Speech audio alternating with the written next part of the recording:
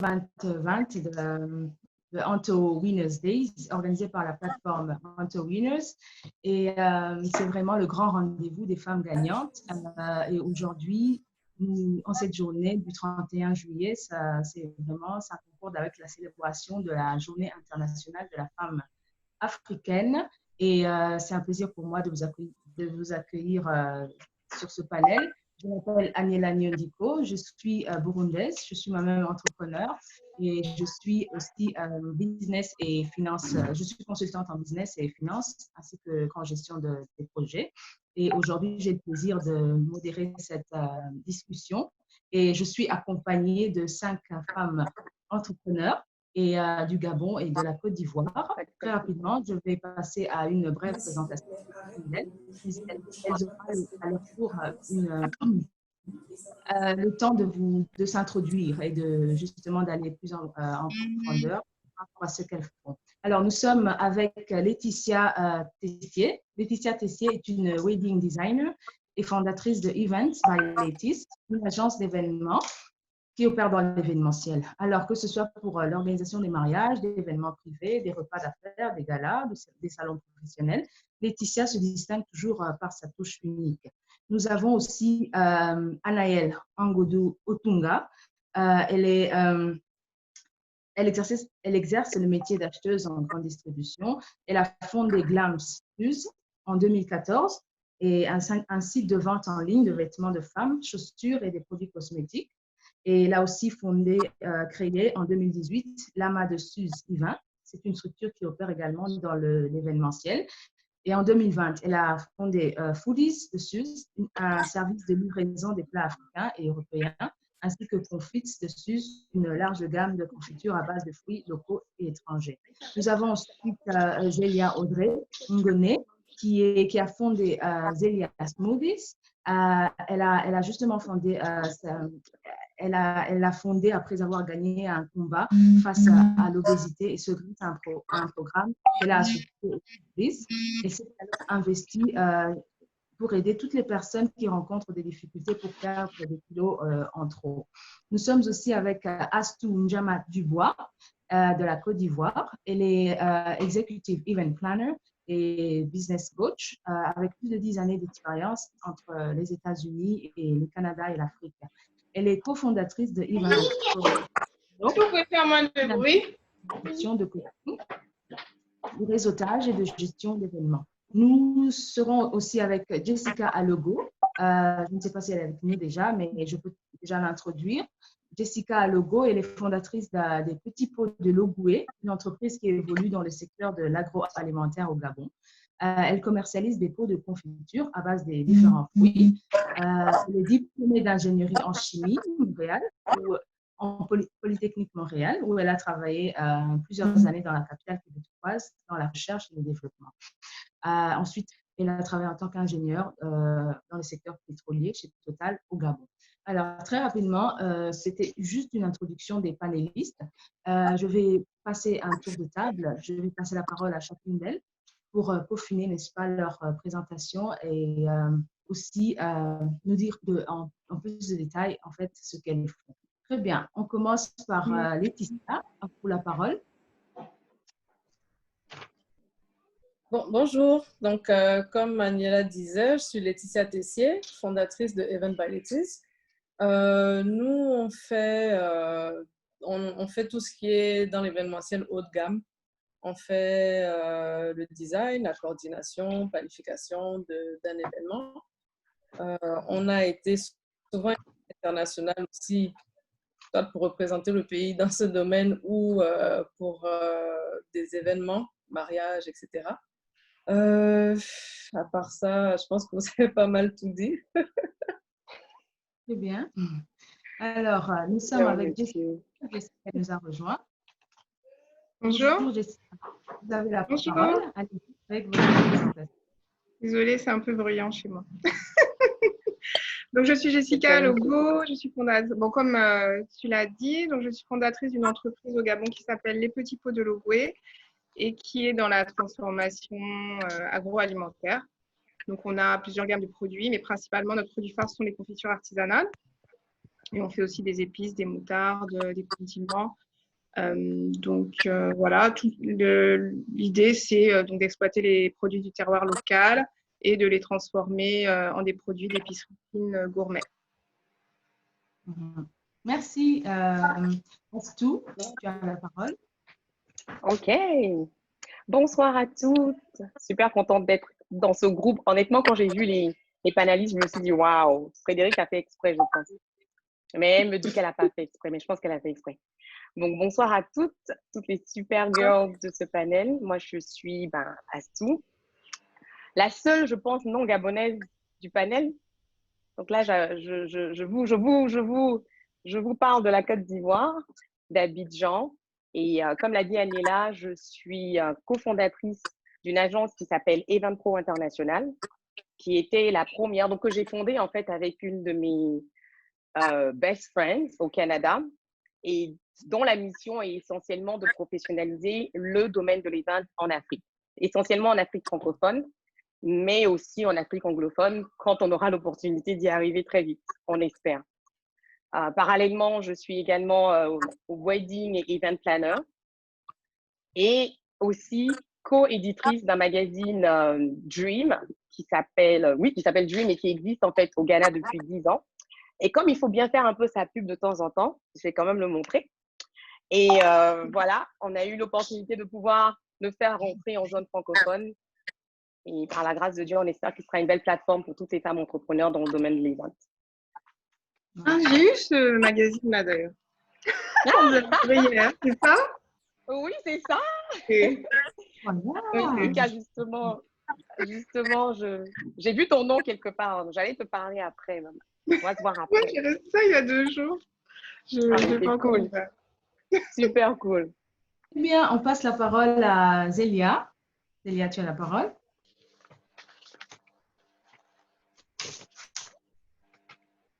Ton micro. Alors, bonsoir à toutes. Et moi, je suis Zélia Audrey. Je suis fondatrice de Zélia Moussé. Je suis communicatrice de formation. Alors, j'ai un master en relations publiques, relations presse. Donc, Astou, Aniela, autant pour moi, a presque tout dit. Et je voulais juste préciser que j'étais communicatrice de formation. Ah, merci bien. Et on passe la parole à Anaëlle. Anaëlle. Bonjour, bonjour à toutes. Déjà, je suis ravie d'être parmi vous. Je pense qu'Anaëlle a tout dit. Elle a tout dit. Je suis une jeune entrepreneur gabonaise. Je m'appelle Anaëlle Otunga. Et je fais dans l'agroalimentaire, je voulais rajouter, je fais dans l'agroalimentaire où je confectionne que des confitures à base de fruits exotiques, des fruits de chez nous. J'essaye un peu de chercher les fruits du village ou les fruits des villages où on ne pense pas tout de suite à faire des confitures avec. Et j'essaie de créer quelque chose de bien.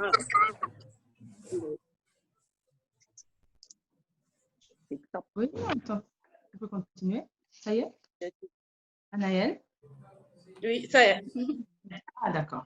Très bien. Merci, mesdames, pour vos présentations. Il est clair que vous êtes déjà des femmes gagnantes, des femmes entrepreneurs. Et aujourd'hui, nous aurons à discuter justement autour de la thématique des femmes, des confinées actives. Vous savez sans doute que la crise sanitaire que le monde subit en ce moment, vraiment, elle nous a affectés tous et toutes d'une manière ou d'une autre. Les uns, malheureusement, ont perdu les leurs. Les autres ont vu leur chiffre d'affaires baisser énormément au courant de ce premier trimestre. Et voilà, aujourd'hui, je voudrais qu'on par un petit partage, chacune de vous aura à partager comment elle a vécu cette situation, comment elle vit cette situation justement, quels sont les impacts que la crise sanitaire a sur vos différentes activités entrepreneuriales. Ça y est, on commence par Anaëlle, c'est vous qui avez le micro. À vous le micro. Déjà, il faut dire que personne n'était préparé à la Covid. Et j'avoue que dans mon activité, l'activité qui a le plus été impactée, on va dire un peu négativement, a été dans l'événementiel. J'ai vu plusieurs de mes contrats annulés et d'autres reportés. Mais ce qui a été, ça m'a permis aussi de me réinventer ou de me réadapter dans des secteurs qui n'étaient pas trop atteints par la crise, qui n'étaient pas trop impactés négativement par la crise. J'ai pu avoir du temps de créer, de me mettre dans la confection des confitures.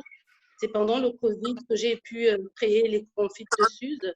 Où, au début, j'ai créé 2 parfums. Ça a bien marché. Et là, aujourd'hui, j'en suis à 14 parfums. Et comme les gens apprécient, je me dis, pourquoi pas continuer à me réinventer et continuer à chercher plus de parfums. Et en même temps, j'ai ouvert aussi le service traiteur par Foodies de Suze, où je prépare des mets locaux, occidentaux, africains. Et je les fais livrer un peu partout. Donc, c'était ça l'impact. J'ai eu un Votre côté micro, positif et négatif par rapport au Covid. Anaëlle, votre micro, ça coupe un peu, hein? La dernière partie, on n'a pas saisi. Pardon? La dernière partie. Donc, vous êtes lancé dans le service traiteur. C'est coupé, je pense, la connexion. Vous pouvez reprendre la dernière partie pour nos internautes. Donc, je me suis, vu qu'on ne pouvait plus aller dans des endroits, dans des restos, tout a été confiné. Je me suis donc lancée dans le service traiteur où je prépare des plats emportés, les plats de chez nous, locaux, occidentaux, et je les fais livrer un peu partout. Donc, c'était ça. Ah, merci. Laetitia, et vous, comment avez-vous vécu cette situation? Vous qui êtes dans l'événementiel, ça doit être pas évident. C'est chaud. Ah, Oui. C'était chaud.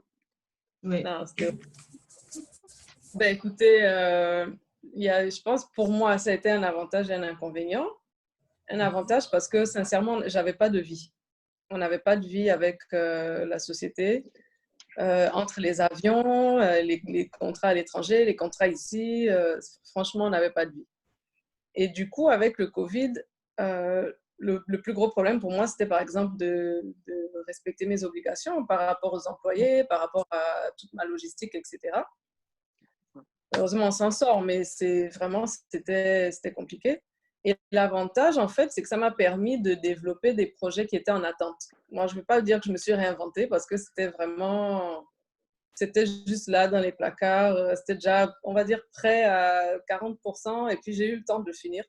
Comme là, par exemple, ça nous a permis de pouvoir enfin lancer les formations. Ça fait des années qu'on nous demande et j'ai juste pas le temps de les préparer alors que là, j'ai eu genre 4 mois à rien faire.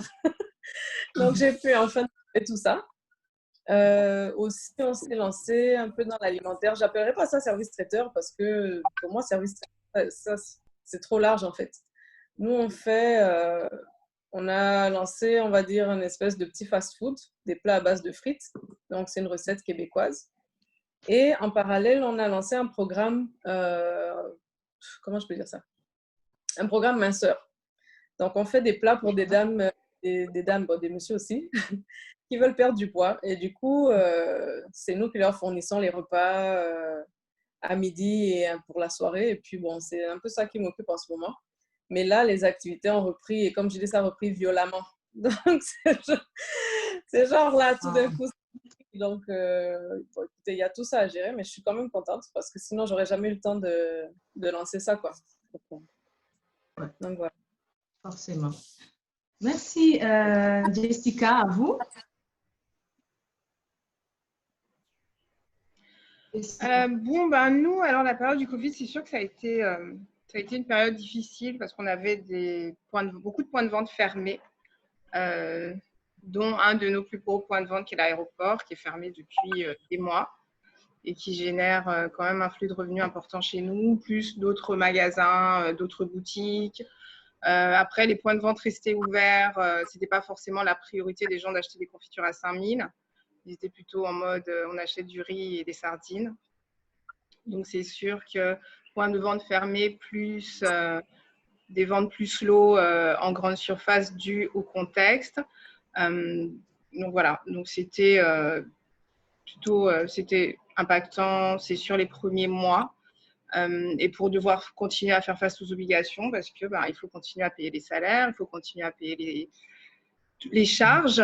Bon, moi, j'avais pris le parti de ne pas mettre mes employés en chômage technique et de continuer à assumer voilà, les charges de l'entreprise de manière normale.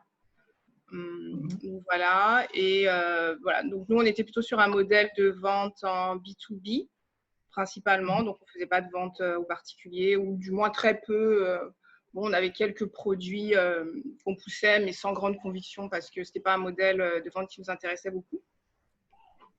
Et donc là, du coup, on a dû pivoter et changer de modèle de vente, de passer du B2B en B2C, ce qui n'est pas évident non plus. Parce que c'est vraiment une autre, voilà, c'est vraiment une autre organisation.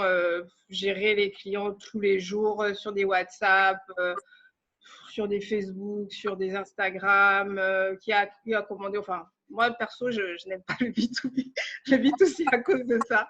Qui a commandé quoi et a commandé quand, il faut livrer. Bon, bref, je n'ai jamais voulu avoir ce modèle de vente parce que je n'aime pas trop gérer ça.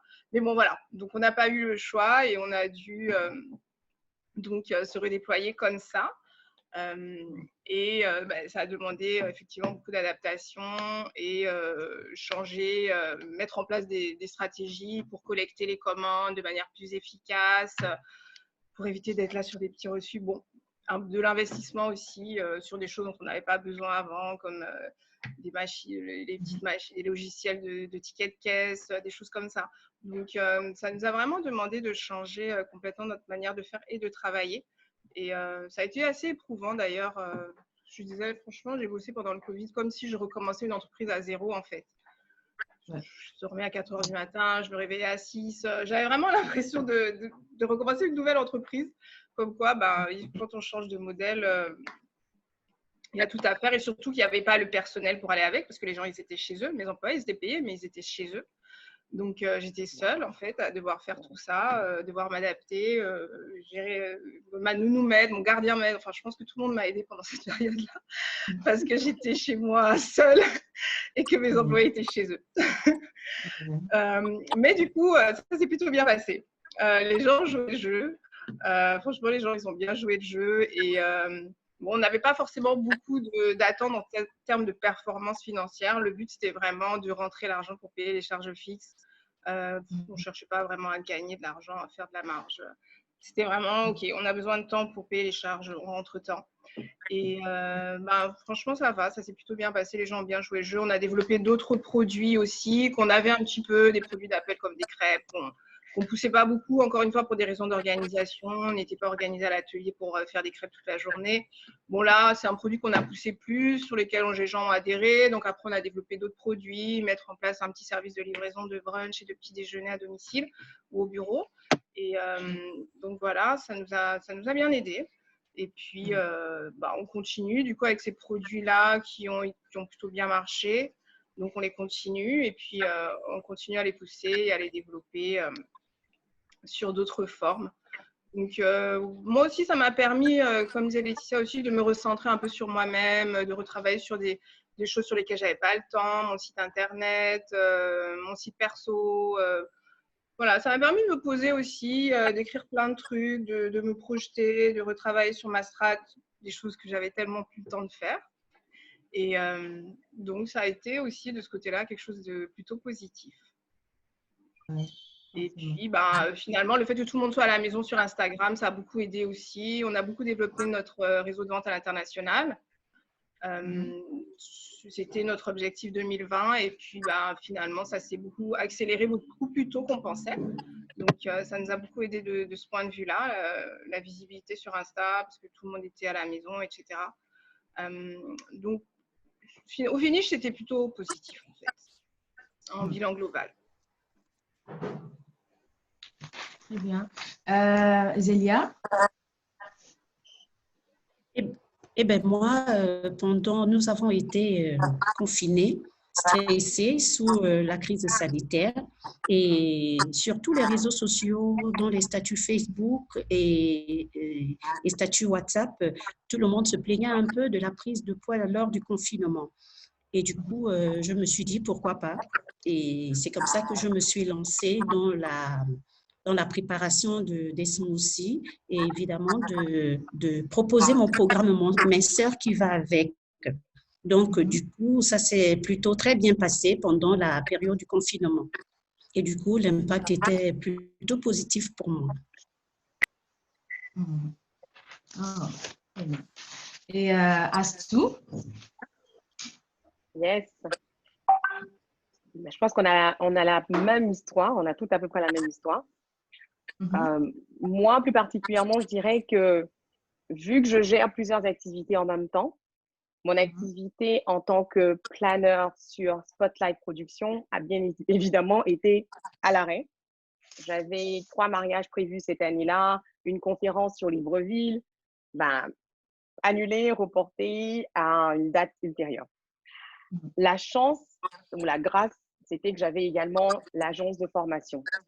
Donc, Event Pro International, pendant cette période-là, a connu, je dirais presque un boom, mais une accélération de ces activités parce que notre business model était déjà basé sur le digital depuis 2012. Donc, nos formations, nous étions les premières à offrir des formations en Afrique francophone pour le domaine de l'event en ligne. Ça nous a même valu pas mal de critiques au départ, que les personnes nous disaient, mais est-ce que vous pensez que les Africains peuvent apprendre en ligne? Est-ce que ça va vraiment prendre? Et on s'est dit, on n'a rien à perdre à essayer. Et cette période de la pandémie nous a vraiment donné raison parce qu'on a accéléré les produits, le type de formation qu'on offrait. On a pu finalement, tout comme Laetitia et toutes les autres, développer des produits qu'on avait déjà en tête depuis 5-6 ans. Et on était bien contente de voir que tout le monde se ralliait à ce mode d'enseignement, le e-learning. Et que maintenant, il était venu pour s'installer. Donc là, c'est fini en Afrique. On parle d'e-learning, c'est plus un inconnu, c'est que ça devient presque la norme d'apprendre en ligne. Et ça, c'est tout à notre avantage, vu que c'est notre modèle de développement en termes de formation. Donc, accélération totale, et on rend grâce à Dieu, je ne peux même pas mentir. Covid a été une grâce dans ce cadre-là. Wow. On ne peut pas mentir. Faut pas mentir. Voilà, non, ça a été bon. Oui, bien. Comme je le disais dans ma présentation, vous êtes déjà des femmes gagnantes. À entendre en fait comment vous avez su surmonter, vous avez remonté, enfin, vous êtes resté debout, vous avez maintenu le cap dans vos activités entrepreneuriales. Certaines ont su se réinventer, d'autres ont mis à jour des projets qu'elles avaient mis dans des placards et d'autres ont pu diversifier. Donc, vous avez vraiment mis en place des mesures d'adaptabilité. Et l'entrepreneuriat, c'est vraiment ça, hein, c'est la recherche des solutions à un problème. Quand il y a un problème, il faut toujours chercher des solutions. Alors, Astou, j'aurais une question pour vous qui êtes déjà business coach, mais la question sera posée à tout le monde. Vous êtes dans l'accompagnement, en fait, dans des entrepreneurs. Et comment, justement, aider ces entrepreneurs qui se disent, voilà, ça ne va plus. Comment les aider à surmonter justement la crise? Donc, faire des affaires en période de crise, ce n'est pas évident. Quelles sont les stratégies justement à mettre en place et quels seraient vos conseils à donner à ces entrepreneurs justement? Merci beaucoup, Agnella. C'est une très bonne question parce que nous, dans notre cadre, on a beaucoup d'étudiants qu'on traite quasiment comme nos bébés. Et il y en a pas mal qui nous écrivaient en inbox et nous disaient « Ah, mais coach, franchement, je ne sais pas quoi faire. » En Côte d'Ivoire, on a une expression qu'on emploie ici où elle commençait à parler de « on est assise par terre ». C'est-à-dire qu'on est assise par terre, on n'a plus rien à faire en fait. On est assise par terre. On est assise par terre, on ne sait plus quoi faire. Et beaucoup étaient démoralisés. On a eu à gérer pas mal de cas de stress, parce qu'elles ne savaient vraiment pas quoi faire. Leur revenu était réduit à zéro. Et quand on leur dit, mais restez positif, elles se disent, mais ça ne nourrit pas d'être positif. Hein. On est toujours positif, mais on mange comment? Et on a eu à faire pas mal de sessions coaching justement sur des plateformes digitales comme WhatsApp, où on leur montrait comment utiliser cette crise-là pour être encore plus créatif et look on the bright side. Excusez-moi, il fallait que je sorte quelque chose d'anglais encore aujourd'hui. Mais il fallait qu'elles regardent en fait le côté positif de la situation et voir dans quelle mesure certains aspects de leur business pouvaient quand même survivre. Parce qu'il y en a qui étaient tellement focalisés sur la crise en elle-même de façon générale qu'elles n'arrivaient même pas à analyser leur business model et se rendre compte que, ah non, j'ai peut-être un élément dans ce que je fais qui peut encore être mis à profit. Je vais prendre un exemple et je pense que Laetitia va peut-être me suivre dessus. Dans le cas du design, vous êtes décorateur, vous vivez essentiellement de décoration sur un événement. Il n'y a plus d'événements, vous faites quoi? Il n'y a plus d'événements publics, mais il y a encore des événements privés. Donc, il y a des personnes qui organisaient leurs anniversaires, mais à huis clos, à la maison, entre eux. Il y avait encore des événements qui se passaient où il y avait une possibilité de proposer des packages déco clés en main, par exemple, où on vous livrait carrément des pots, des centres de table, ou un concept de déco, mais qui est livré. Et ça, c'est quelque chose qu'on leur a, par exemple, recommandé, qu'il y en a certaines qui ont mis à exécution et qui étaient très surprises, en fait, du résultat. Il y a tout plein de petites choses. En fait, il faut être très créatif. Laetitia et moi, on en rigolait la dernière fois. Franchement, il faut être créatif. Il faut penser aux choses auxquelles tu n'aurais jamais pensé et te demander, mais pourquoi pas? Et essayer. En fait, il faut pas avoir peur de prendre des risques. C'est le conseil que je donnerais à tout le monde. Pas prendre de risques et garder l'esprit ouvert en se disant, il y a forcément une possibilité de quelque part. Et quand vous allez sur cette base-là, vous allez finir par la trouver, cette possibilité-là. C'est comme une épingle dans une botte de foin, mais bon, elle est là, quoi. Elle est là. Elle est toujours là. Je vous assure. Franchement. Oui, merci Astou. Et justement, Laetitia, vous qui êtes aussi dans l'événementiel et que vous avez entamé un nouveau projet, quel conseil donneriez-vous à ceux qui se trouvent dans le même secteur que vous, en fait? Vraiment, c'est d'être créatif. Il faut vraiment être créatif. Si tu n'es pas créatif, si tu, je sais pas, en québécois, on dit si tu n'as pas de jugeote. Il faut vraiment réfléchir, quoi, et très vite. Il faut s'adapter. Imaginez, faut pas avoir peur de voir ses attentes à la baisse. Parce qu'imaginez, nous, on était habitués à faire les gros événements et on se retrouve avec 10 personnes. Ça change. Genre, on aurait pu snobber et dire ah non, on ne peut pas faire. Non, ça vous apprend à voir les choses différemment et à vous dire ok, on n'est plus à 500, on n'est plus à 300, on est à 10 personnes ou 30 ou 50 et savoir comment, malgré tout, rentabiliser ces événements, savoir comment les rendre toujours magnifiques, savoir comment les rendre brillants. Et comme ce qu'elle disait, Astou, par exemple, nous, on a fait une formule, j'ai contacté des partenaires et on a fait une formule d'un mariage clé en main.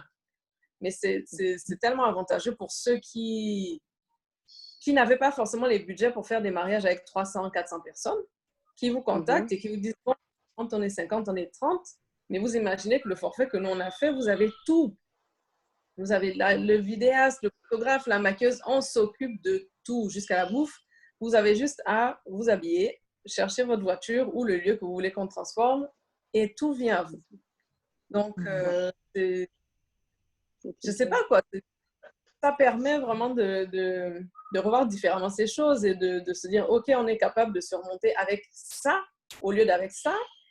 Et puis, juste rendre ça toujours aussi magique, aussi différent, quoi. Il faut toujours être capable de créer la différence, même à ce niveau, et de se distinguer. Donc, c'est la créativité, c'est la patience et surtout, ne pas cracher sur la main qui vous nourrit. On va dire ça comme ça. Ça peut être une main de 100 personnes, une main de 10 personnes, mais il faut l'apprécier comme elle arrive. Il faut savoir la valoriser. Il faut savoir lui montrer qu'elle aura toujours la plus belle chose. Vous allez toujours lui offrir le meilleur de vous, que ce soit avec 10 ou 500 personnes. Oui. Merci bien. Et Jessica, vous avez dit que vous avez dû fermer vos points de vente, la plupart de vos points de vente, et quitter la vente B2B à B2C. Et pour ceux qui opèrent dans le secteur de l'agroalimentaire, justement comme vous et Anaël, comment justement aider les entrepreneurs qui œuvrent dans ce secteur à justement se réinventer en utilisant d'autres outils ou d'autres méthodes afin comment on dit en français, afin de to reach out aux clients. Je serai comme à tout. Alors, c'est comme moi, la pauvre. Jessica. Ben, la première chose déjà, c'est de ne pas rester, je pense, ne pas rester figé en fait sur la difficulté. Je pense que déjà la première barrière quand ce genre de situation-là arrive, c'est que les gens se disent ah ben voilà, ben, c'est le Covid, on ne peut plus rien faire, et puis ils restent juste comme ça en fait. Et juste déprimés, et juste en se disant que bon ben mon activité est arrêtée, et donc tout va mal, et c'est déjà avoir ce kick là de se dire ok, je veux dire, moi je ne suis pas, mais après, comme je dis souvent, ça dépend du degré d'urgence des gens, parce que les gens me disent oui, mais quand je dis mais en fait on n'a juste pas le choix. Je veux dire, tu sais que tu as des employés à payer, donc en fait tu n'as juste pas le choix que d'avancer. Et à un moment, il faut arriver à se mettre cette auto-pression là aussi, de se dire que ben, demain je dois payer mes employés, donc demain je dois rentrer de l'argent, donc comment je fais pour rentrer de l'argent. Et il faut pouvoir se mettre cette pression là au quotidien pour se pousser au-delà vraiment au-delà de, enfin, j'ai pas envie de notre zone de confort, mais au-delà de ce qu'on fait au quotidien, au-delà de nos habitudes, et pousser la réflexion de se demander quelle niche je peux exploiter, quelle niche je peux attaquer, comment je peux déployer mon activité autrement, comment je peux toucher d'autres personnes. Mais ça, c'est un état d'esprit, en fait. C'est vraiment un mindset, que ce soit en temps de crise ou pas, d'ailleurs. Parce que même moi, quand ce n'est pas la crise, je me demande toujours comment je peux générer un nouveau modèle de revenu tout en restant cohérent. Après, il ne faut pas être complètement déconnant et partir dans des trucs qui n'ont rien à voir avec ton activité. Bon, après, ça, c'est mon. Après, il y a des gens qui font des choses hors de leurs activités, à qui ça réussit très bien, et tant mieux. Mais comment, tout en restant cohérent dans l'univers de mon entreprise, je peux créer de nouveaux flux de revenus et de nouvelles sources de revenus et toucher de nouvelles personnes de manière différente. Et ça, c'est vraiment, je pense, un état d'esprit quotidien, et puis se mettre toujours dans un esprit créatif et un esprit motivé, et un esprit de se dire bah, il faut que je paye mes charges, il faut que je gagne de l'argent. Et, mais c'est une culture, en fait, je pense. C'est une culture qui se travaille au quotidien. Et en fait, comment j'ai envie de dire, et puis c'est aussi un environnement, un écosystème, qui on écoute, qui on regarde. Je ne sais pas, on passe beaucoup de temps tous sur Instagram. Qui on suit sur Instagram? Moi, je ne connais même pas d'influenceuse, en fait. Je ne suis pas Kim Kardashian. Je suis juste des gens de qui je peux m'inspirer, qui peuvent me donner des idées. Et plus tu consommes du contenu, plus tu es créatif, en fait. Plus tu consommes des choses, plus tu vois des choses, et plus tu deviens créatif. Donc, c'est aussi être curieux, parce que je pense que les gens manquent souvent de curiosité. Moi, je rencontre beaucoup d'entrepreneurs que je trouve peu curieux. Et même dans leur propre domaine à eux, en fait, tu leur poses des questions, pourtant c'est pas ton domaine, mais t'es plus cultivé que sur leur propre domaine d'activité. Donc pour moi, c'est vraiment un manque de curiosité. Et oui, j'ai envie de dire la curiosité, toujours rester curieux. Qu'est-ce que les autres font? Qu'est-ce qu'on fait au Nigeria? Qu'est-ce qu'on fait, je sais pas, au Soudan? Qu'est-ce qu'on fait au Costa Rica? Et après, et voilà, plus on consomme, plus on voit des choses, et plus ça nous donne des idées, en fait. C'est pas en restant là, assis devant son bureau, en déprimant, qu'on va trouver des idées, mais c'est en regardant ce que les autres font, en l'adaptant, s'inspirant. Moi, je peux faire comme ça. Et mais rester curieux, en fait. Je pense que la curiosité, c'est vraiment un atout indispensable quand on arrive dans ce genre de problématique. Comment se renouveler, comment se régénérer, comment faire autrement. Désolée. Voilà, c'est être ouvert sur le monde, et être curieux, s'inspirer, et adapter les choses à soi, à son environnement, à son entreprise. Et puis observer beaucoup aussi qu'est-ce que les gens aiment, qu'est-ce que les gens n'aiment pas. Ah, ça, ils aiment. OK, comment ça, je peux greffer ça dans mon entreprise sans que ce ne soit déconnant et sans que ça reste dans un univers globalement cohérent. Voilà, c'est principalement ce que j'aurais à dire sur ce point-là. Merci.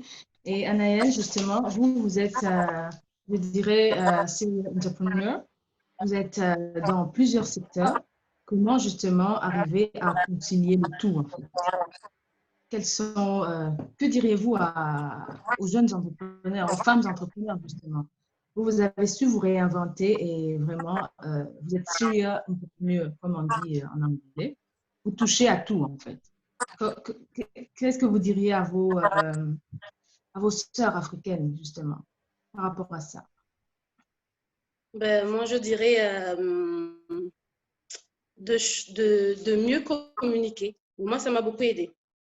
Soit dans mon événementiel ou dans l'agroalimentaire.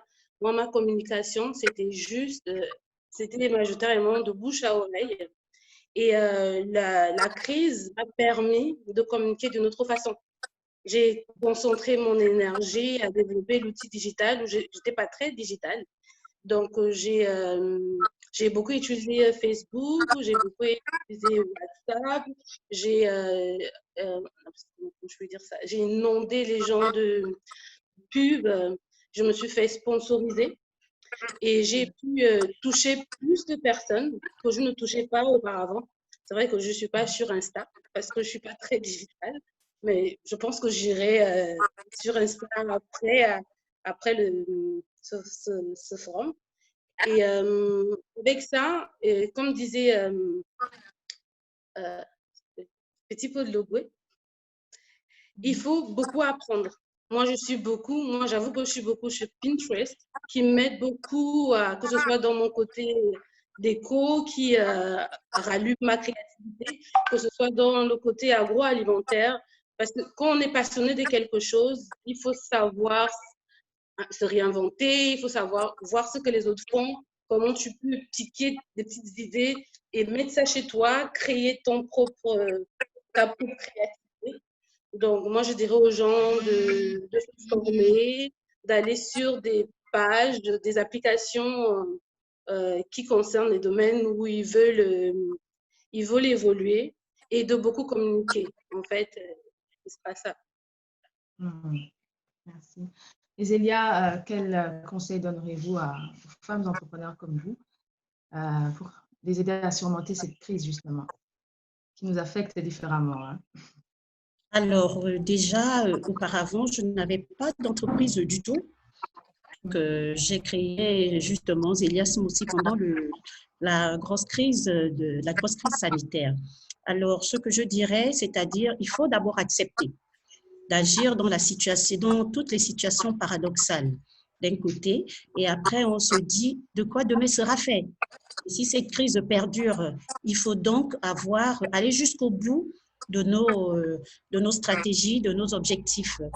Donc, du coup, d'être dynamique, d'essayer de s'adapter à la situation du moment, de communiquer, comme dirait Anaëlle, parce que moi également, j'ai énormément communiqué et j'ai joué un peu de ma formation de base. Je suis communicatrice, donc du coup, moi également, j'ai beaucoup communiqué sur les réseaux sociaux, Facebook et WhatsApp. J'ai inondé les gens de publicité, pareil. Donc, il faut, quand vous avez un rêve, il faut aller jusqu'au bout, il faut se battre pour. Et donc, c'est un peu ça. Merci. Merci à tout le monde. Là, c'est vraiment encourageant de voir que malgré la situation difficile, on peut toujours se réinventer et justement aller au bout de nos objectifs. Justement, par rapport à ce que tu disiez, Zélia, cette crise, elle nous apprend beaucoup. Certainement, nous avons vu les impacts qu'elle a eus sur diverses activités entrepreneuriales, pour tout entrepreneur, moi y compris. Et nous avons aussi vu que nous avons dû développer d'autres mécanismes ou mettre en place des solutions d'adaptabilité à la situation telle qu'elle se présentait. Et maintenant, j'aimerais bien qu'on aborde un point que je trouve essentiel, qui est celle des leçons. Les leçons tirées. Il est vrai, nous en tirons des leçons parce que c'est une crise qui nous a tous surpris du jour au lendemain, le confinement et tout ce qui va avec. Donc, j'aimerais bien qu'on aborde en fait le point des leçons à tirer et qu'on oriente justement ce point par rapport au plan de contingence. Est-ce qu'en tant qu'entrepreneur, avons-nous un plan de contingence? Est-ce que cette crise nous a permis à réfléchir, à pousser loin notre réflexion sur le long terme? Voilà, un plan de contingence ou de continuité de nos activités. Alors, je vais passer la parole à Jessica. Jessica, est-ce que cette crise vous a-t-elle permis de redéfinir en fait votre plan de contingence? Parce qu'aujourd'hui, c'est le Covid, demain, c'est peut-être quelque chose d'autre. Est-ce qu'en tant qu'entrepreneur, que devrions-nous faire? À vous la parole. Alors, c'est sûr que c'est une grande leçon parce qu'en fait, nous, on se rend compte que moi, en tant qu'entrepreneur, j'étais absolument pas préparée à traverser une crise. C'était même pas quelque chose que j'avais envisagé en fait dans ma vie de me retrouver dans une telle situation. Et donc, ça force de s'arrêter et de se dire, ok, en fait, je n'étais pas prête. J'ai manqué d'anticipation. Pourtant, le pire, c'est que le Covid, moi, j'en entendais parler depuis le mois d'octobre parce que les Chinois, déjà en octobre, tous mes fournisseurs en Chine, les usines étaient à l'arrêt, en fait.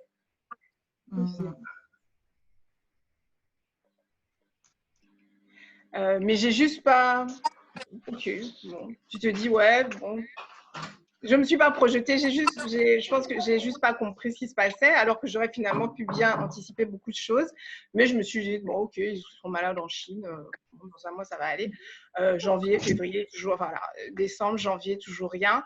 Mais je n'ai pas non plus percuté que, tiens, aujourd'hui, c'est la Chine et demain, ce sera peut-être nous.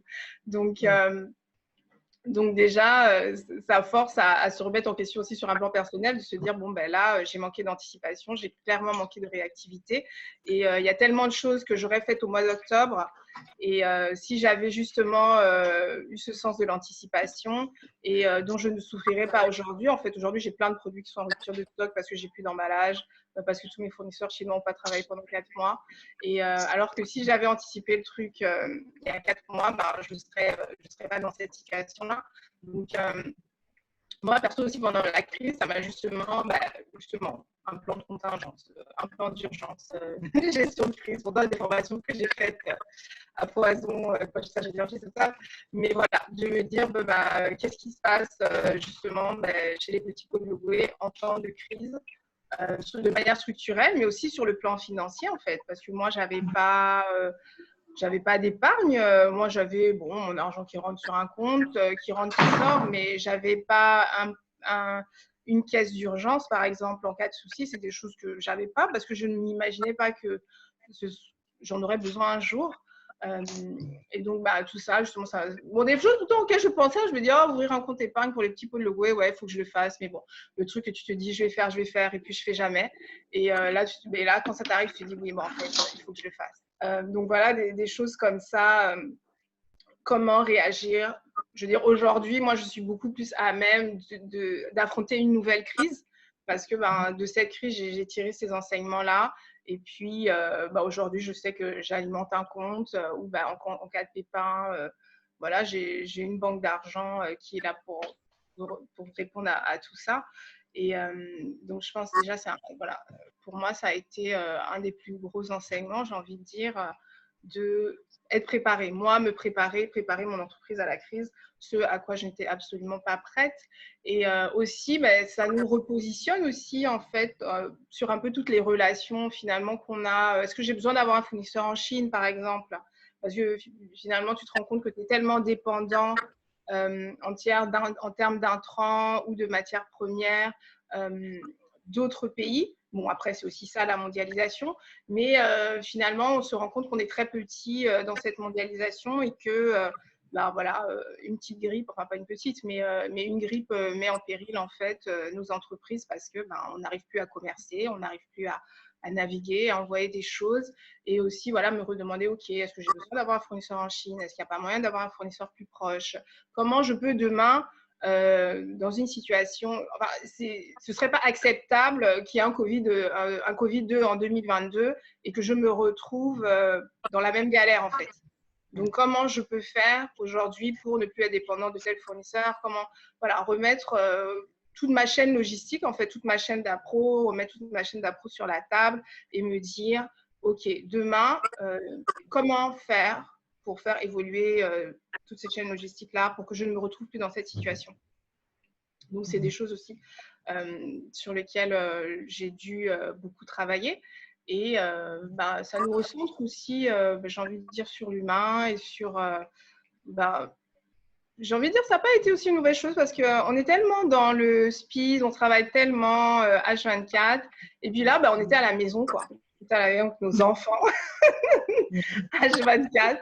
J'ai envie de dire, on redécouvre, moi, je redécouvre et on se rend compte qu'on passe à côté de tellement de choses. Et puis donc, voilà, moi, perso, ça m'a un peu remis ça en perspective aussi de me dire, bah, est-ce que, en fait, la vie que j'avais était adéquate et était juste pour tout le monde? Est-ce que c'était juste pour mon fils? Est-ce que, voilà. Et donc, voilà, maintenant, j'essaie aussi ben, de vivre ma vie perso et ma vie professionnelle, même si c'est très intimement lié de manière différente, pour bah, lui donner du temps, j'ai envie de dire, de manière juste à tout le monde et que ben, m'assurer qu'il n'y ait pas des lésés en fait dans l'histoire et dans l'aventure et que tout le monde reste épanoui. Donc voilà. Merci. Et je vais poser la question à Astou.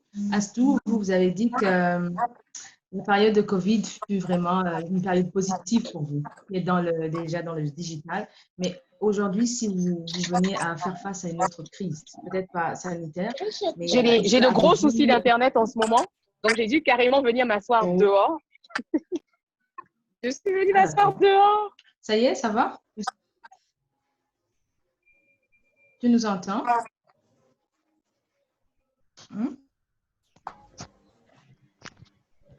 J'entends pas bien.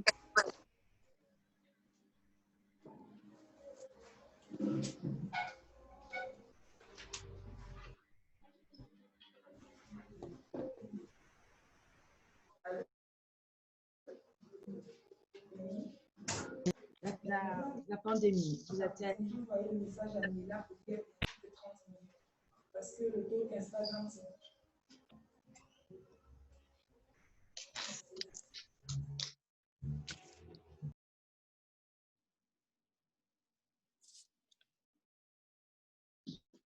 Ah, les connexions Côte d'Ivoire.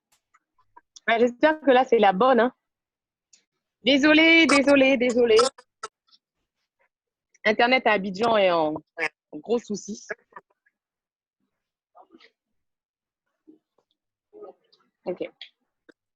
J'ai dû changer de cadre. Littéralement. Je suis venue m'asseoir dans mon jardin. Comme ça, là, je pense qu'il y aura la connexion. Que Orange ne me dira pas qu'il y a un mur qui bloque ou quelque chose comme ça. Là, c'est… Retour? Je suis de retour.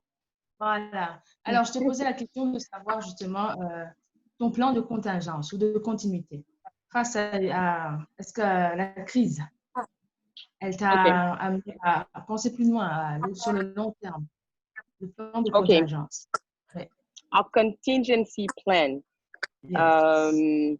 Un peu, si je comprends bien la question, c'est comment est-ce que cette situation de la pandémie nous a permis d'élaborer des plans de gestion de crise, en fait, qu'on n'avait sûrement jamais eu à faire. D'accord. Ouais. En fait, je vais pas dire qu'on en a un véritablement. Je pense qu'on a toujours évolué dans un mindset où il fallait être préparé. En tant que planeur, on est habitué à toujours avoir un plan B, un plan C, un plan D, jusqu'à Z. Donc, c'est un peu dans cette mentalité-là qu'on gère également nos structures et nos business. Parce qu'on se dit que le plan qui a été prévu peut ne pas marcher. Donc, si par exemple, les revenus d'un segment de ton activité ne génèrent pas ce que tu prévois, comment est-ce que tu peux booster le mois d'après ou le trimestre d'après un autre volet pour compenser la perte? Mais on est toujours en mode plan B, plan C. Donc, le contingency plan, on le vit au quotidien, en fait. Ça, c'est une déformation professionnelle, on va dire. C'est de par la nature du métier de planeur. Là, en ce moment, je suis en train de lancer à des conférences que je dois organiser en 2021, en août, en octobre, en décembre. Et il faut que je me dise, mais et si à ce moment-là, on peut encore ne pas voyager, ou si quelque chose se passe et qu'on doit annuler? En tous les cas, quand on programme un événement, on programme toujours son annulation. Donc, on se dit, mais au cas où il n'arrive pas, qu'est-ce qui se passe? On est obligé, hein? On est obligé. On se dit, mais qu'est-ce qu'il y a à perdre? Quelle personne y aura à dédommager? Voilà. On a eu carrément le cas, hein, pour Covid. Au début de la crise, on avait prévu une masterclass. On devait faire venir une designer du Nigeria sur la Côte d'Ivoire. Et non, on a dû annuler l'événement à 24 heures de l'événement, quoi. Il y avait déjà des participants qui avaient pris leur billet d'avion, qui étaient venus du Burkina, du Sénégal, du Togo. Bref, c'était la catastrophe. C'était littéralement la catastrophe. On a failli même pleurer pendant, je pense, 24 heures. Mais on s'est ressaisi, on s'est dit non. Tout ce qu'il fallait faire, c'est au moins rembourser les participants et puis voir après comment est-ce qu'on gère le reste. Mais le contingency plan, il doit être en fait le plan, il va avec votre plan de business operations. Ça va avec votre opérationnel. Pour moi, en tout cas. Je pense que Laetitia aussi, peut-être elle va vous rejoindre sur ce plan, parce que vous êtes dans le même secteur. Laetitia, qu'en pensez-vous? La crise. Et, comme elle dit, on a toujours pensé, etc. C'est pour ça qu'on est encore debout en ce moment. Mais tout de même, moi, à mon niveau, en tout cas, c'est clair que je n'étais pas forcément prête à affronter les arrêts systématiques de tout type d'événements ou quoi que ce soit. Donc là, on a revu maintenant notre manière de procéder. Bon, un exemple parmi tant d'autres, par exemple. Quand on a un événement, vu que c'est des événements souvent, comment on peut dire? Customized. C'est vraiment personnalisé. fait pour, voilà, c'est personnalisé. Et du coup, c'est une grosse partie du budget, par exemple, qui part dans ça. Aujourd'hui, si quelqu'un vient me voir pour un événement, je saurais, par exemple, le budget pour être sûr que, bon, même s'il passe, il y a quand même des trucs qui restent pour faire ceci, cela ou quoi que ce soit, tu vois. C'est vraiment de prévoir, comme dit Jessica, on avait... Allô? On n'avait pas de caisse, on n'aurait jamais imaginé. Et c'est pour ça que je dis aujourd'hui, je ne peux plus mettre tous mes œufs dans un même panier. C'est pas possible. C'est pas possible. L'événementiel, tout ce qui a été vraiment le plus touché, c'était traumatisant, quoi. J'ai d'abord passé des semaines difficiles. C'est pas possible. Comment on va faire? Comment on va faire jusqu'à ce que ok, bon, c'est bon. J'ai assez chialé, là, il faut que je me lève, je me bouge le cul et puis je passe à autre chose. Mais aujourd'hui, même si ça reprend et ça vraiment, comme je dis, violemment, je ne peux plus considérer cette activité genre, comme l'activité principale uniquement, quoi. Il faut savoir donner du temps à autre chose aussi. Je peux concentrer sur ce qui est décoration, quoi que ce soit. Là, comme je dis, on va faire plus de services maintenant. Dans le service, dans mes autres activités comme programme ou quoi que ce soit. Bref, je vais vraiment développer autre chose et de ne pas mettre de côté parce que je fais de la décoration ou quoi que ce soit. Là, c'est plus possible, quoi. Donc, moi, oui, de ce côté-là, je me dis à tous les entrepreneurs, vraiment, et à ceux qui n'ont pas encore trouvé la façon de faire autre chose de manière originale et pas comme tout le monde, franchement, prenez le temps de réfléchir, quoi. On peut plus, c'est comme à l'époque au Gabon, on ne peut pas vivre de son salaire, et bien là, il faut qu'on se dise, on ne peut pas vivre seulement de la décoration. Sinon, du jour au lendemain, c'est le chaos, quoi. Donc, il faut vraiment avoir quand même toujours des options, des plans B. Que bon. Et là, moi, je vois que mes fameux plans B, ben, je les avais d'abord négligés. Ça m'a donné le temps de mieux les développer. Et ben tant mieux, quoi. Mais vraiment, il ne faut plus penser comme ça. Il ne faut plus rien prendre pour acquis. C'est Franchement, clair. non, là, c'est fini. Il ne faut plus rien prendre pour acquis. Yeah. C'est la seule chose, la première chose qui m'a frappée, c'est que c'est fini, quoi. Je ne peux plus faire de ça ma priorité, mon activité principale. Parce que demain, on ne sait pas ce qui va se passer. Après, oui, on s'en sort bien maintenant. On a trouvé, ça reprend bien, mais quand même, pas, on ne sait pas. On entend tout le temps, ouais, il y a un autre virus, il y a un autre là, ça reprend par-ci, par-là. Bon, on ne sait pas. Donc, et comme disait Jessica, tu es coincé, tes fournisseurs sont à l'étranger, comment tu fais? Tu ne peux plus mettre tous tes œufs dans un même panier. Donc, il faut savoir développer encore plus le côté national, alors que le côté national, oui, ça te coûte genre 4 fois plus cher que ce que tu aurais eu à l'étranger, mais il va falloir commencer vraiment à... Est-ce que vous m'entendez? J'ai un problème de Quoi? connexion là. Moi, j'ai mis une note en fait ici. Coucou, vous m'entendez? Parti? Ma connexion. Oui, il y a ma connexion qui est partie, oh mon Dieu. Chacun à son tour. Ah oui, c'est grave, l'Afrique hein, avec la connexion. Alors, la vidéo viendra tout à l'heure. Anaëlle, et vous, par rapport à vos différentes entreprises et activités entrepreneuriales, est-ce que la crise vous a amené à repenser à votre plan de continuité, le plan de contingence en cas de pépin? Je vais rejoindre Astou dans ce qu'elle disait. Qu'on est dans l'événementiel, on est plus ou moins préparé aux imprévus. Mais j'avoue que ce genre d'imprévu, je n'étais pas réellement préparée. J'ai fait un peu comme Laetitia, j'étais là assise, je me suis demandé qu'est-ce que je dois faire, qu'est-ce qu'il faut faire. Et j'ai commencé à axer mon énergie un peu dans la location du matériel de décoration. Mais même avec ça, c'était pas vraiment ça.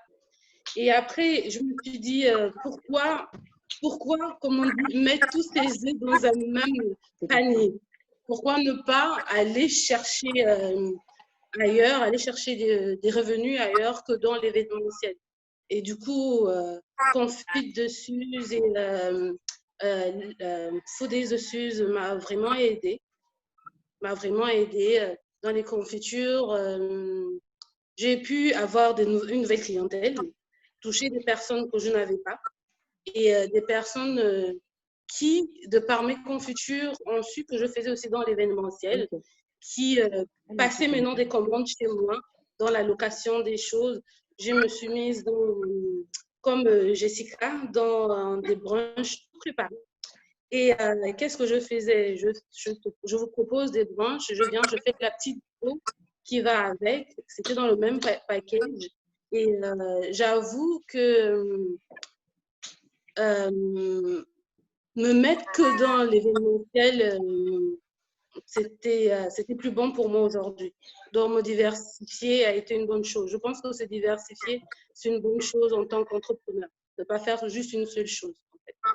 Du coup, quand ce secteur-là est en pause, tu peux te dire, OK, je vais sur ce secteur. Quand celui-là est en pause, tu dis, OK, c'est bon, j'ai un autre secteur, autant aller sur celui-là. Je pense que c'est ça. La formule. Célia, à ton tour, quel est le plan de contingence?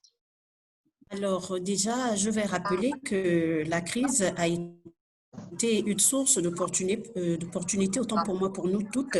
Alors, il a fallu qu'on intègre le principe d'incertitude, d'inattendu. Donc, du coup, on a toutes, de notre côté, essayé de se réadapter par rapport à la situation de crise qu'on a vécue. Il faut alors se dire qu'il ne faut partir de crise ignorant comment on y est rentré. Donc, il faut se battre, il faut s'adapter à toutes les situations qui se présentent à nous. Donc, moi, avant, je n'avais pas ou je n'étais pas multidisciplinaire dans le monde d'entrepreneuriat. Du coup, je me suis lancée et ça a plutôt bien marché. Mais pour après, on envisage de ne pas faire qu'une seule activité, essayer d'étendre dans tout et n'importe quoi pour essayer de survivre s'il y a une éventuelle crise. J'aimerais bien revenir à l'intervention de Jessica, car elle a mentionné un aspect auquel peut-être la plupart d'entrepreneurs ne pensent pas, celle d'épargner, de mettre à côté une caisse d'urgence qui, en cas de pépin, vous savez que vous n'allez pas investir tout votre argent en fait dans un seul business, ou en cas de pépin, est-ce que vous avez peut-être une caisse d'urgence où vous y touchez en cas d'urgence uniquement.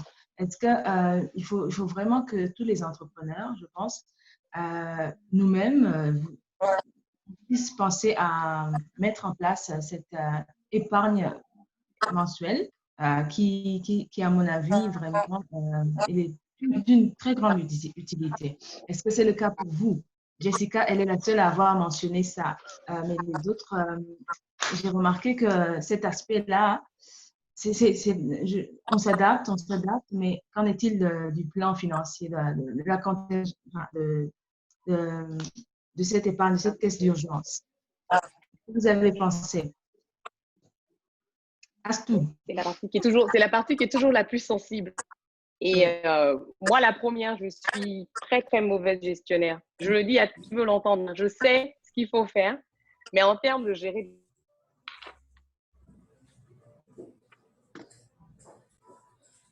Il est parti. Bon,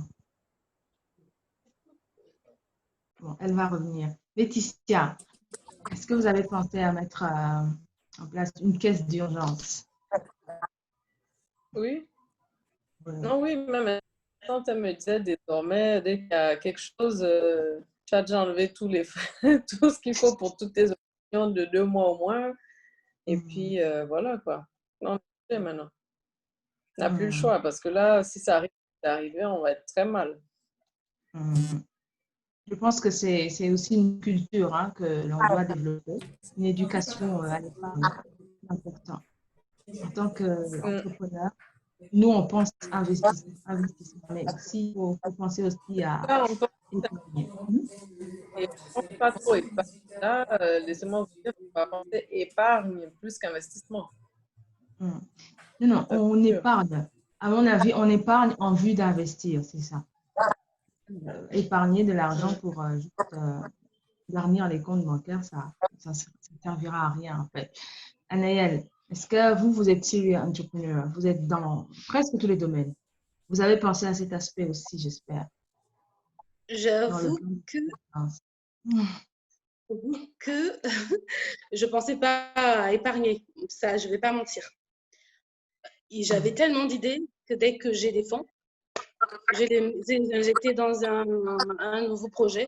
J'ai des fonds, je les ai injectés dans un nouveau projet. Et quand la crise est venue, ça m'a frappé de plein fouet. Et maintenant, aujourd'hui, je me dis, déjà, j'ai commencé et j'ai ouvert un compte d'épargne où à chaque fois, je mets un petit quelque chose et c'est un compte fermé où je me dis qu'en cas de, comme on dit chez nous, en cas de qu'est-ce que, je sais au moins que j'ai une petite épargne quelque part qui pourra m'aider en temps de crise. Et avant, j'avoue que c'était pas dans ma... Je ne le faisais pas. C'est une chose que la crise nous a appris en fait, à toujours avoir une épargne. Voilà. Oui. Astou, tu es de retour? Ton micro. Ton micro,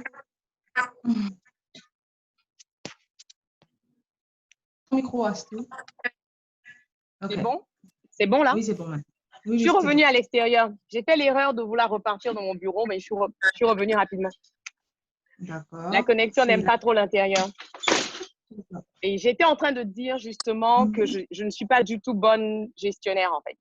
Et j'ai toujours, je dis toujours à mon mari, occupe-toi des finances. J'ai même pas envie de savoir même ce qu'il y a à dépenser. je suis pas bonne avec ça. Donc, c'est vrai que gérer une crise sans fonds de roulement, sans réserve, c'est parfois quasi impossible. Je pense que ceux qui ont pu le faire, c'était des personnes qui avaient des réserves naturelles, qui existaient peut-être de façon, je vais dire, par grâce, parce que l'argent était là. Mais beaucoup d'entrepreneurs ont ce grand défaut-là, surtout dans notre domaine, qui est un domaine très créatif. On pense toujours à, comme à Naël, acheter, investir. Dès qu'on a une idée, on se dit, ah oui, on va l'essayer. Donc, on investit notre argent dans ça. Et quand ça capote, ben, c'est une perte et puis, c'est pas grave. Mais non, ça c'est une grande leçon de la pandémie. Une très grande leçon qu'il faut qu'on intègre tous. Oui. Delia, vous avez parlé de période d'incertitude, de réadaptation. Qu'en est-il de l'épargne en tant qu'entrepreneur? Alors, moi, je suis déjà entourée de comptables. Donc, dès le début, c'est vrai que c'était pendant le grand confinement. Donc, du coup, j'ai commencé par épargner. Parce que toutes les personnes qui m'entourent, j'ai au moins 3 sœurs qui sont comptables. Donc, elles n'ont pas arrêté de me marteler l'esprit. Il faut épargner, il faut épargner, il faut épargner. Donc, j'ai commencé par les mobiles monnaies, là. Et du coup, après, quand ils ont déconfiné un tout petit peu, je me suis rendue à la banque pour ouvrir un compte d'épargne de suite. Donc, pour l'épargne, j'ai été très bien conseillée, très recadrée. Il faut épargner, il faut épargner. Donc, du coup, j'ai été un peu avisée. C'est bien.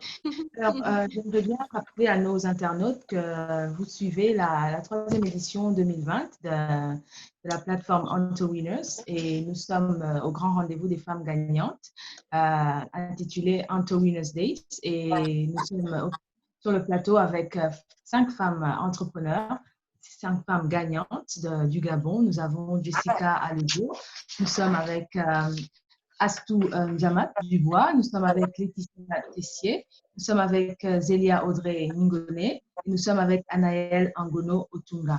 Alors, nous avons moins de 20 minutes pour mettre fin à cette discussion, mais je vais donner la parole, je vais voir un peu nos internautes. Nos internautes, quelques-unes d'entre elles ont des questions à nos panélistes. Et là, j'ai Vanderwood Tishia qui a une question adressée à Madame Laetitia Tessier. Quel a été votre déclic qui vous a poussé à ajouter à votre activité principale la restauration en ouvrant The Rush? Ben, comme je dis, c'est des projets qu'on avait depuis. C'est des projets qu'on avait. Mon mari a toujours voulu qu'on ouvre un restaurant. Moi, j'ai toujours dit non. Et franchement, moi, je dirais toujours non. Après, comme je disais, il y a des gens qui voyaient un peu les plats. Parce que j'aime beaucoup poster la nourriture que je fais à la maison. J'adore manger, j'adore bien manger. Je suis toujours là avec des photos en train de dire, voilà ce que je mange ce soir, etc. Et il y a des gens qui ont voulu qu'on fasse à manger pour eux. Et du coup, j'ai dit, bon, pourquoi pas faire de la poutine? Comme je dis, c'est un plat québécois. Base de dire, on ne peut pas lancer ça. Comme fast-food, c'est vraiment le côté diététique, en fait. C'est ça qui me passionne plus, vraiment faire des choses qui sont bonnes et qui ne font pas grossir. Parce que, comme je disais, moi, pendant ma dernière grossesse, j'ai fait un diabète de grossesse. Donc, c'était vraiment horrible la manière dont il a fallu que je coupe tout du jour au lendemain et réapprendre à manger et à trouver ça bon, en fait. Et là, moi, je suis contente parce que ça va faire 2 mois qu'on fait ça. On a des femmes qui sont contentes parce qu'elles ont décidé de perdre du poids et maigrissent. Et chaque semaine, elles sont heureuses de dire « Ah, j'ai perdu du temps. » Et moi, vraiment, je suis trop contente. Donc oui, le déclic, en fait, c'était, comme je dis, le fait de rien faire et de se dire « Bon, là, j'ai le temps pour développer tout le reste. Je vais lancer ça. » C'est surtout le plat de frites, franchement, ça ne m'inquiétait pas. Mais c'est le côté vraiment diététique. Je ne savais pas si les gens accrocheraient. Et sérieux, on a même des couples qui le font ensemble. J'ai des messieurs. Pour des messieurs, par exemple, qui sont expatriés ou quoi que ce soit, on a des femmes. On ne peut même pas imaginer que ces femmes auraient fait ça, mais elles se sont inscrites et ça les motive, quoi. Donc, non.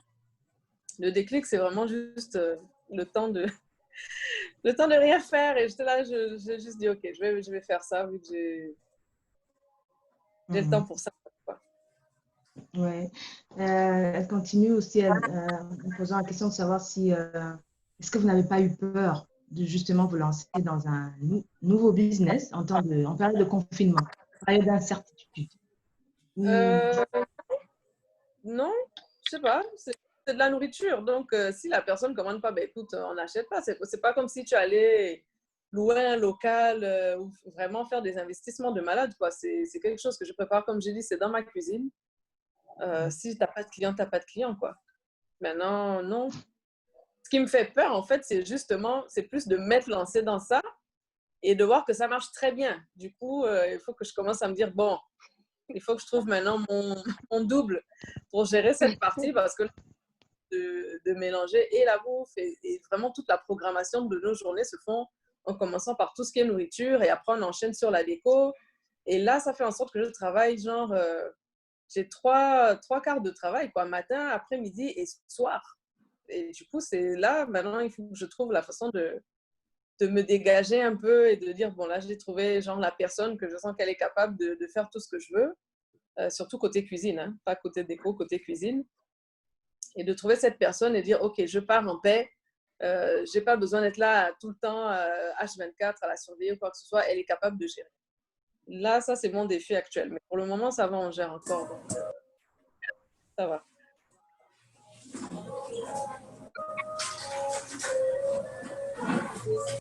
Je voudrais la poser également à Naël parce qu'elle a dit qu'elle s'est réinventée.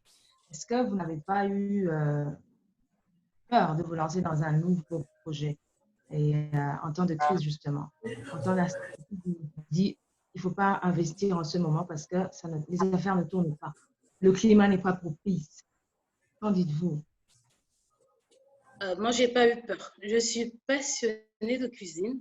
Toutes les personnes qui me connaissent savent que j'adore cuisiner.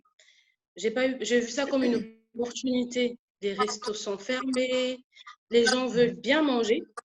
Les gens n'arrivent. Il y a certaines personnes on ne va pas se mentir, certaines personnes qui n'arrivent pas à cuisiner, qui ne savent pas cuisiner, qui étaient axées que dans les restos. Pourquoi pas toucher ces personnes-là? Donc, moi, ça ne m'a pas fait peur. J'avoue que j'ai commencé dans mes plats. Ça passe, ça marche très bien. Je vends très bien.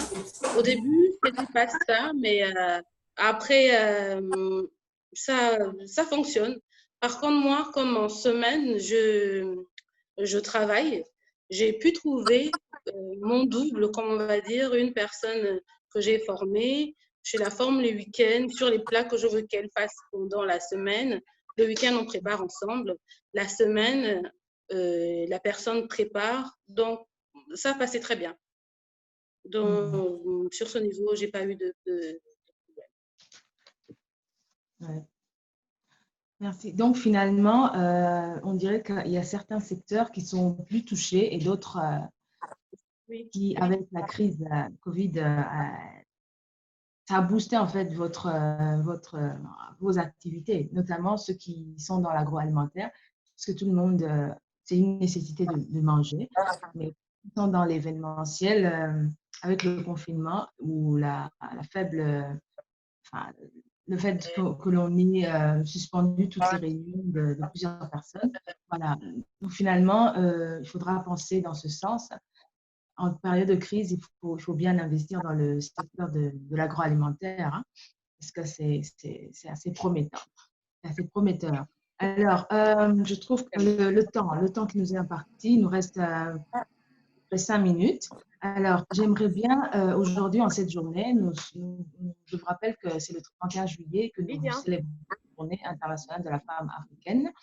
Justement, quel est votre message? Quel message portez-vous à l'endroit de vos sœurs africaines, de vos sœurs entrepreneurs, de vos sœurs chefs de famille, de vos sœurs, celles qui se battent chaque jour pour pouvoir rester debout et maintenir le cap? Quel est votre message? Jessica, tu nous as quittés. Quel est ton message par rapport à tes sœurs? Non, c'est bon. Jessica, tu es là?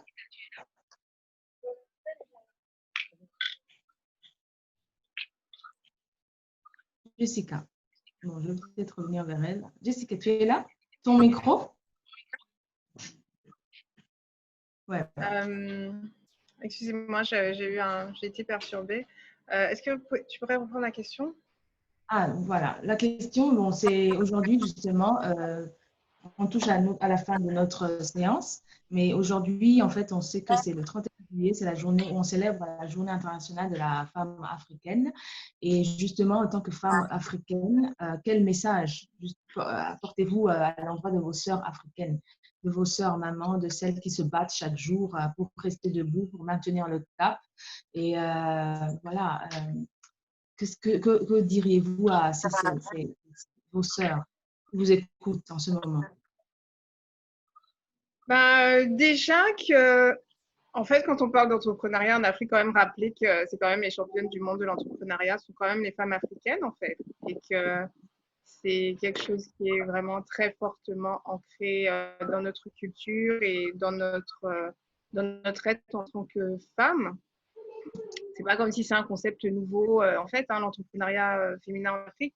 Après, l'entrepreneuriat féminin en Afrique a ses défis, a ses challenges, mais comme partout dans le monde aussi, hein, l'accès au financement, autant il est difficile pour les femmes entrepreneurs africaines, mais autant il est aussi difficile pour les femmes entrepreneuses, même dans le Nord, en fait. Hein. Ce sont des problématiques féminines avec un grand F, peut-être un peu plus accentuées parce qu'on est en Afrique, mais ça reste des problématiques globales.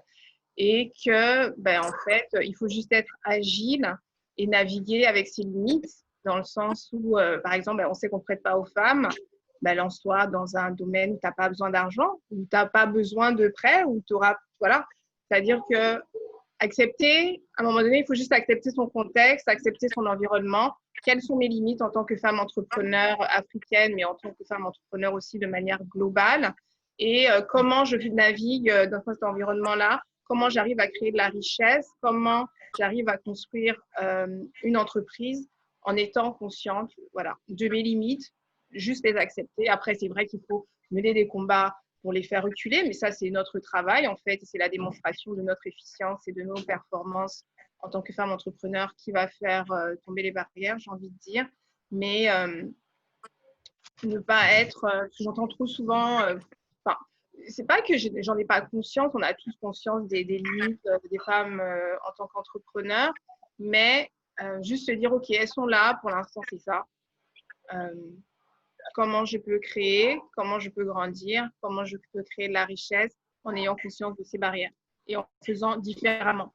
Parce qu'on sait qu'on n'entreprendra jamais comme des hommes, parce qu'on n'a pas les mêmes profils, les mêmes avantages. OK, faisons bien avec ce qu'on a et soyons les plus performantes du mieux qu'on peut, en fait.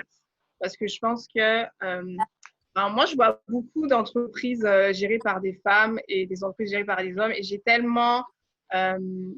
et je suis tellement certaine, en fait, que les femmes sont juste, they just rock the thing, you know, et elles sont juste exceptionnelles, extraordinaires. Moi, je ne sais pas beaucoup, finalement, après, c'est vrai que ça touche peut-être mes valeurs à moi, mais c'est vrai que quand je pense à des entrepreneurs, je vois tellement de femmes qui font des choses extraordinaires au quotidien. Et je veux dire, il n'y a pas un mec qui fait ça, quoi. Et je trouve ça toujours, je trouve ça toujours tellement inspirant et je trouve ça toujours tellement beau ce que justement toutes ces femmes-là arrivent à faire, arrivent à déployer comme énergie, arrivent à produire avec finalement tellement moins que les hommes. Donc, comme quoi, en fait, c'est possible, tout est possible, juste faire preuve de résilience et vivre avec son contexte, juste l'accepter. Et comment je peux faire bien, comment je peux faire mieux avec l'environnement dans lequel je suis, en espérant le faire évoluer positivement et en faisant reculer les barrières. Oui, merci. Astou, quel est ton message à tes sœurs africaines en cette journée internationale de la femme africaine? Oui, c'est une journée historique pour les personnes comme nous qui croyons beaucoup en Afrique et qui croyons aux femmes. Les femmes sont indéniables. Les femmes sont la force motrice de l'Afrique. La force motrice, les piliers de façon générale, hein, que ce soit familiale, sociale, économique. Et quelque part, on peut le voir comme un poids, une lourde responsabilité, Et moi, j'aimerais qu'on le voie comme une grâce et presque comme une mission divine, en fait. Une mission divine qu'on doit mener à bien, malgré les défis. Aujourd'hui, on en a beaucoup. Pour certaines, comme moi, j'ai mes filles que j'ai dû littéralement enfermer dans un de mes bureaux pour qu'elles me laissent cette conférence. On doit gérer les enfants, on doit gérer nos problèmes personnels. Mais c'est une mission qui va être menée à bien. Et la façon pour moi de terminer cette conférence la plus simplement possible, c'est d'emprunter un peu les mots de la marraine Isette, et définitivement de rappeler à mes sœurs africaines que nous sommes condamnées à réussir. Et je rajouterais que nous sommes condamnés à réussir ensemble. Et c'est un peu la politique pour moi du No Child Left Behind. On doit adopter la position de No Woman Left Behind. Donc, aucune femme africaine ne doit être contre. On doit toutes monter ensemble. Moi, ce ne serait pas un privilège pour moi de me dire que j'ai réussi et que j'ai eu peut-être accès à d'autres femmes qui auraient pu aussi réussir si seulement je leur avais donné même un peu de ma foi, un peu de mon encouragement. Et c'est un peu ce combat-là que je mène. Je suis une passionnée, mais presque même une terroriste de la collaboration afro-africaine. C'est-à-dire que pour moi, il n'y a pas de choix. Honnêtement, il n'y a pas de choix. On doit collaborer ensemble parce qu'on doit réussir ensemble. Et c'est le message que moi, j'aimerais passer aujourd'hui à mes sœurs africaines. Il faut qu'on réussisse. Il faut qu'on réussisse. On est condamné à réussir. On est condamné à le faire ensemble. Together we can. Yes. Laetitia, votre message à vos sœurs africaines? Ben, écoutez, en tant qu'Africaines, on sait que nous sommes les mères, nous sommes les pères, nous sommes des battantes, on se bat pour nos familles, il faut qu'on se batte de la même manière pour nos business. N'ayez pas peur, comme dit Jessica, il faut le cadre dans lequel on commence.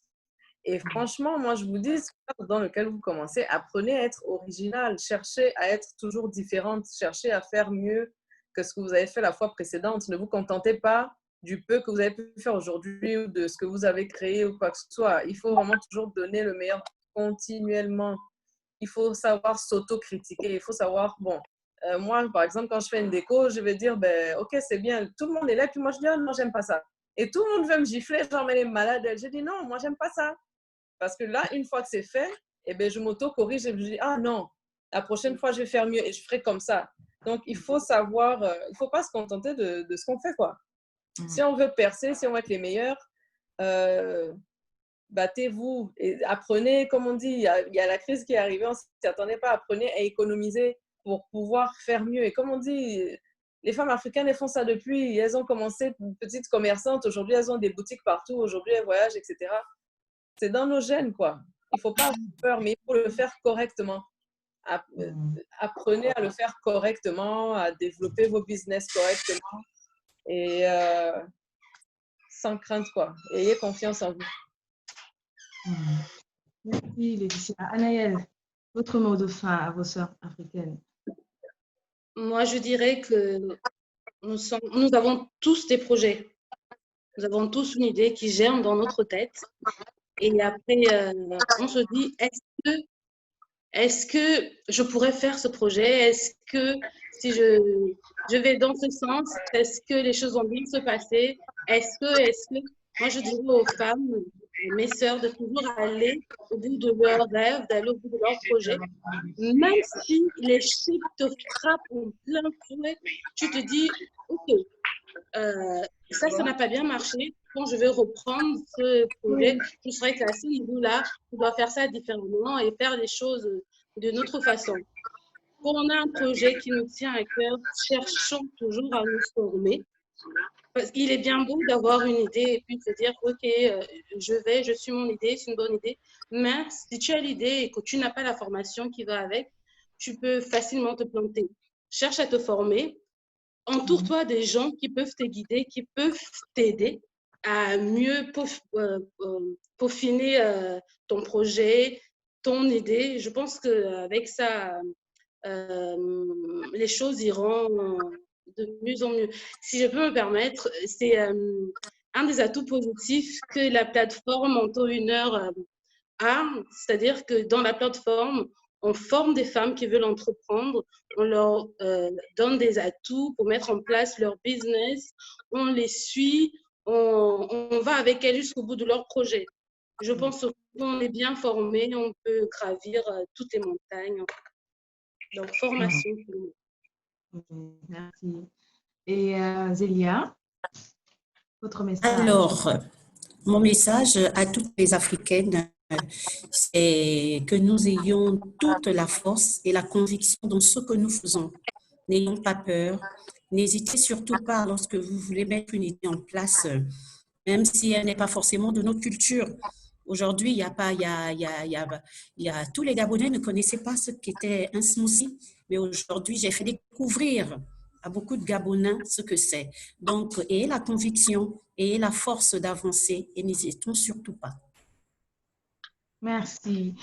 Alors, donnons le meilleur de nous-mêmes, réussissons ensemble, battons-nous, cherchons à nous former, n'ayons pas peur et ayons de la force. Voilà, c'est le message en fait que toutes les sœurs africaines voudrions entendre en ce moment. Et nous touchons à la fin de notre débat, de notre panel. Et je remercie nos chers panélistes avec lesquels j'ai eu le plaisir de cheminer dans cette thématique des confinés actifs. Je rappelle que nous étions ensemble avec Jessica Alogo du Gabon, nous étions avec Astou de la Côte d'Ivoire, nous étions avec Laetitia du Gabon, Zélia du Gabon, de Anaël du Gabon également, et moi-même, Aniela du Burundi. Alors, je vous remercie, chers panélistes, pour vos différentes interventions, pour ce débat si riche. Et ensemble, j'espère que ce n'est juste le début, hein, le début nous sommes des femmes battantes, nous devons continuer à rester debout, nous devons marcher, nous devons garder les yeux fixés vers nos objectifs. Je remercie également la plateforme Winners qui a organisé ces 2 journées de ce séminaire de renforcement de capacité. Nous avons eu d'excellentes femmes gagnantes qui ont partagé leur expérience et qui ont motivé certainement tout d'une. Et nous remercions également la marraine de l'événement, Madame Michel Apé. Merci pour tout, merci pour vos encouragements. Et je ne peux que vous souhaiter du bon courage et plein de réussite dans vos activités, chers panélistes. Et merci d'avoir répondu présente à cette invitation.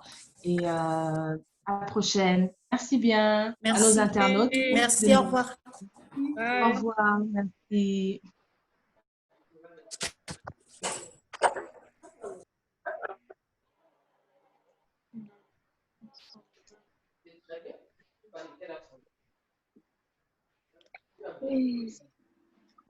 Surtout la dernière partie.